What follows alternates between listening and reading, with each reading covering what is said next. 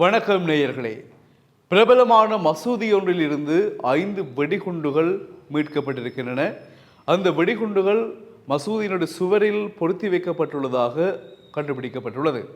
அந்த மசூதியில் பொருத்தப்பட்டதற்கான காரணம், அது எப்போது பொருத்தப்பட்டது, என்ன காரணத்திற்காக, யார் அதை பொருத்தினார்கள் என்ற விடயங்கள் தொடர்பாக இப்பொழுது அறிக்கைகள் கிடைக்கப்பட்டிருக்கிறது.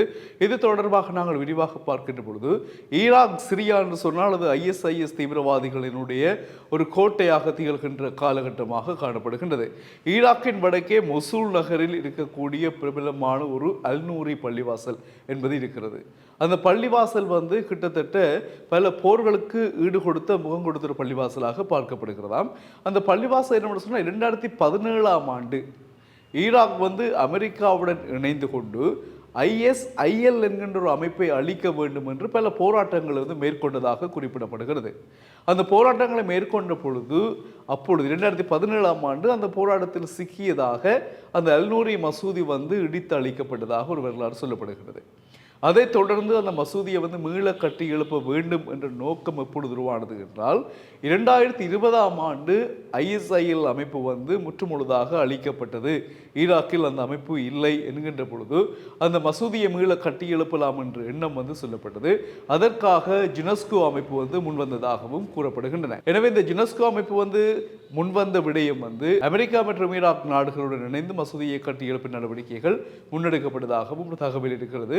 இதற்கிடையில் 2020ஆம் ஆண்டு மேற்கொள்ளப்பட்ட நடவடிக்கைகளின் பிரகாரம் அதை மேற்கொண்ட யுனெஸ்கோ அமைப்பு அந்த மசூதியினுடைய சுவர்களுக்குள் இருந்த அல்லது மறைத்து வைக்கப்பட்ட வெடிகுண்டுகளை கண்டுபிடிப்பதற்கான எந்த முயற்சிகளும் இல்லை. அது அவர்கள் எதிர்பார்க்கவும் இல்லை.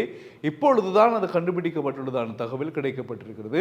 அல் ஜஸீரா என்ற ஊடகம் சொன்ன விடயம் என்று சொன்னால், ஒவ்வொரு வெடிகுண்டும் 1.5 கிலோ எடை கொண்டதாக, 1.5 கிலோ எடை கொண்டதாக காணப்படுகிறதாகவும், அது பாரிய விளைவுகளை ஏற்படுத்தக்கூடியது என்றும் கணித்திருக்கிறது.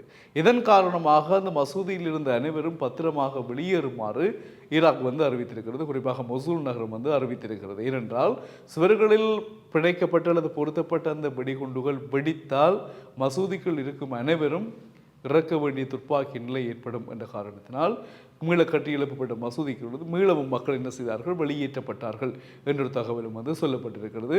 இதன் மூலமாக யுனெஸ்கோ சரியான முறையில் ஆய்வு செய்து அந்த வெடிகுண்டுகளை அகற்றுகின்ற பணிகளில் ஈடுபடும் என்ற விடயமும் சொல்லப்படுகின்றன. எனவே அவ்வாறு யுனெஸ்கோ அமைப்பு மற்றும் வெடிகுண்டுகளை அகற்றுகின்ற பகுதியினர் பிரிவினர்களால் முற்றுமுழுதாக அங்கு வெடிகுண்டுகள் இல்லை என்கின்ற பொழுது அந்த மசூதியை மீள கட்டி எழுப்புகின்ற பணிகள் இடம்பெறும் என்றும், அதற்கு பிறகு மக்கள் அங்கே வழிபாடுகளை மேற்கொள்ள முடியும் என்றும் அறிவிக்கப்பட்டிருக்கிறது.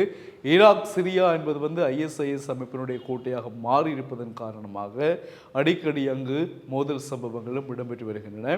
ISIS அமைப்பினுடைய தாக்குதல்களால் ஈராக் சிரியா என்ன பாடுபட்டது என்பதை கடந்த காலங்களில் நாங்கள் பார்த்திருப்போம். பலர் ஈவிரக்கமின்றி ஒரு கொள்ளை வரி தாக்குதல்களால் கொல்லப்பட்டார்கள் என்பதுதான் உண்மை. குறிப்பாக பெண்கள் அதிகமானவர்கள் இவ்வாறான தாக்குதல்களுக்கு முகம் கொடுக்கப்பட்டார்கள்.